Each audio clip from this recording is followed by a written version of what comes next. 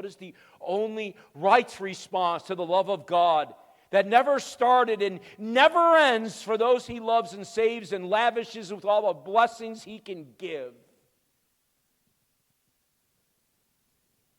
John uses a word here that is translated in the New American Standard as how great.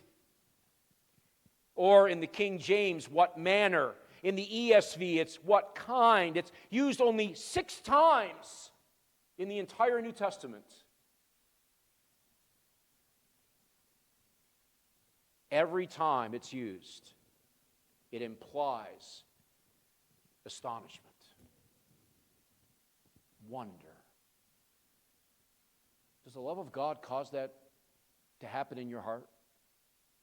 Does it move you at all? Has the needle of your heart been pushed from wherever it was when you walked in this room to where it is currently?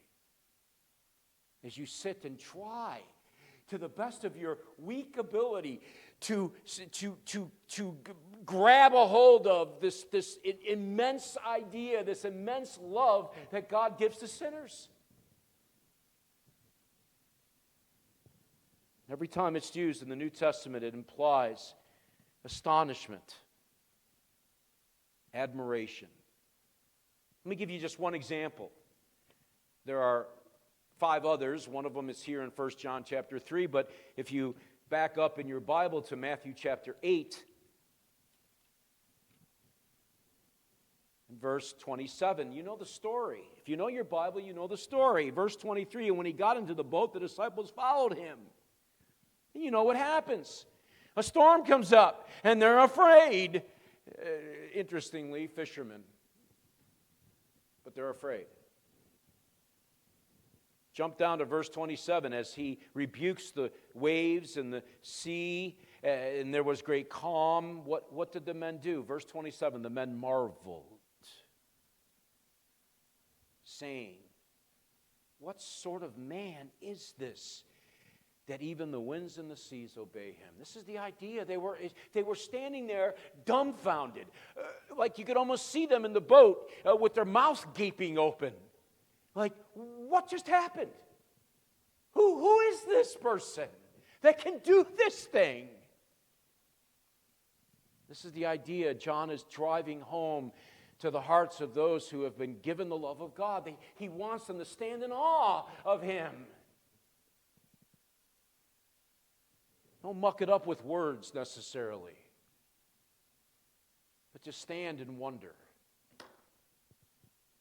Why would a holy God even bother? Because a holy God loved me from the beginning of the beginning, and he continues to love me today, and he will love me into eternity. That's why. That's the reason. It should provoke in us awe in our minds and heart. It should provoke worship.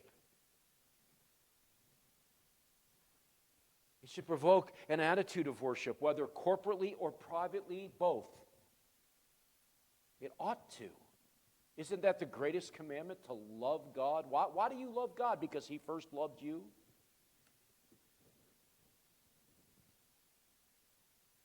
Does the love of the Father do that for you? When you come to worship on the Lord's Day, I mean, of course, there's going to be many different reasons why you come in this room. But is this one of them? Because the love of God constrains me. It controls me.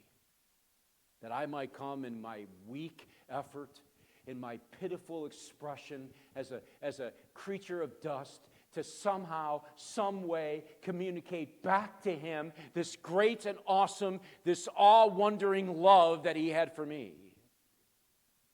Isn't that what we do? He receives it. Isn't that something? He receives it.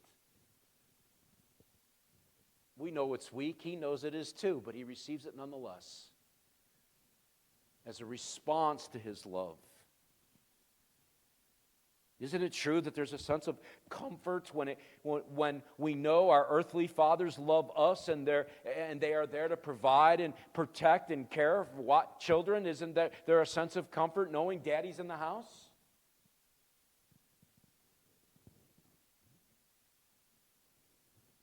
How much more should this sense of wonder and awe and admiration and comfort and hope be true of the redeemed child of God who's experienced this given love of God to us? It should provoke it.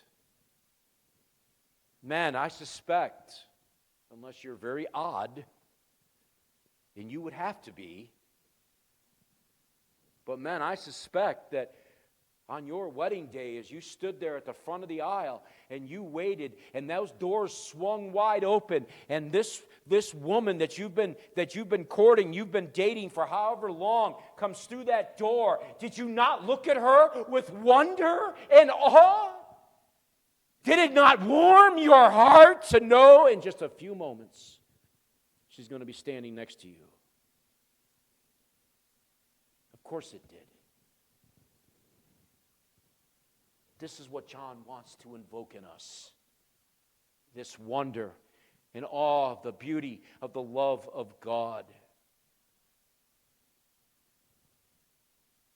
A love that is so great that there just aren't words.